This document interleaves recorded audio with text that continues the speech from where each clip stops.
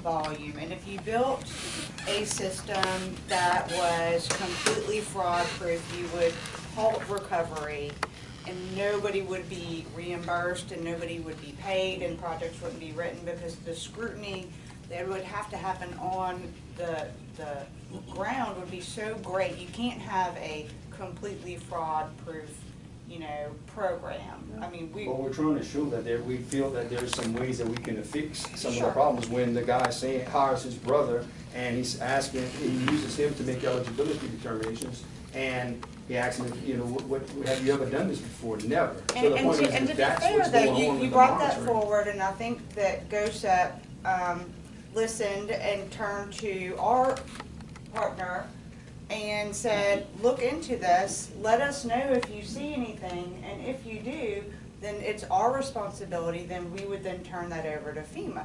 Our challenge here is that we went through that process and multiple times. And by your own admission, LLA's the scale.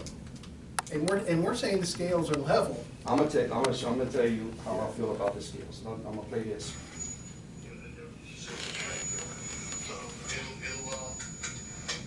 It can't go to arbitration because This is one of the projects that.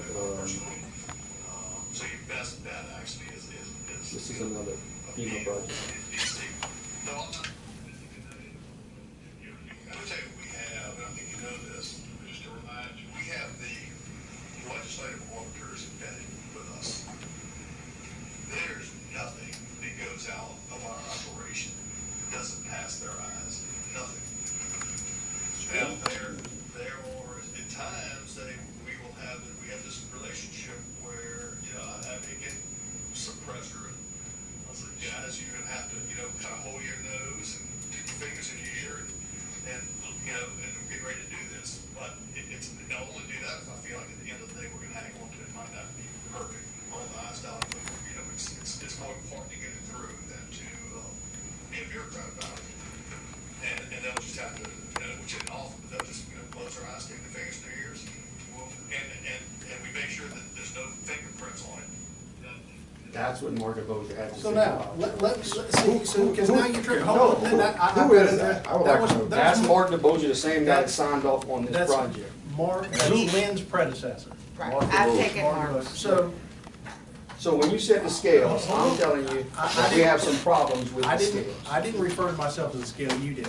And you agree with me. No, I did not. So now that you've impugned my office, I've got to get a little defensive because what Mark, see, you don't understand the context with what Mark was saying with that.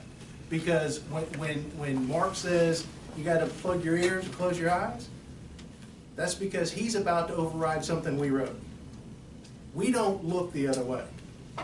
Got lots and lots of proof, lots and lots of findings that FEMA knows about, that FEMA doesn't like, that the state doesn't like. Lots of them. But we don't look the other way. We write the finding. We put it out there because that's the mission of this office, to bring light and sunshine. That's what GOSEP pays us for, to make sure that the process doesn't get out of kilter.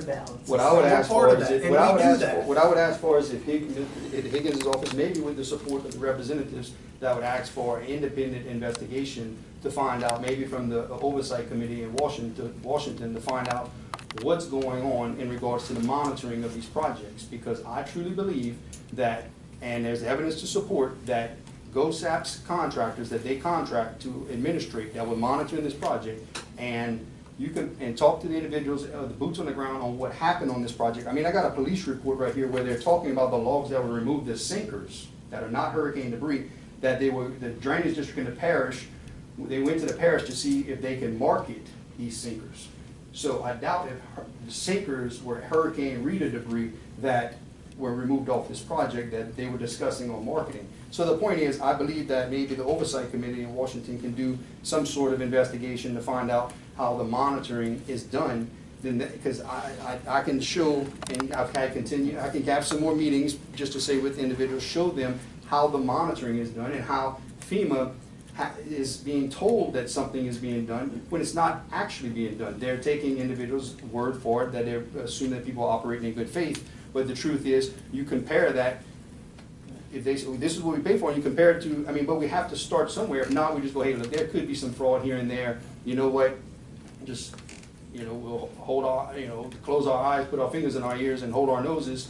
I mean, bottom line, the sensitivity of the scale, we just unplug the scale. So I would hope that we can really get to the bottom of it, because in this particular project, Dan Kennedy was a FEMA guy, he was an employee, and I've talked to the U.S. Attorney General's office, and they said sometimes FEMA's biggest problems is FEMA's employees. And I'm not insulting y'all, and I want you to understand that. But the Dan Kennedy that have a map that he lives off of this bayou, and he was supposedly monitoring and making eligibility determinations on this bayou, and his home and his neighborhood had been flooding for years, I believe is a major conflict of interest. And with the information I have, I think that the checks and balances, they weren't working like they should have. So I'm hoping that maybe we can get to the bottom of why is this type of things happening on projects, and how in the world can a contractor bid on a project to do any work if 1 minute it's eligible, next minute it's not eligible, or 1 minute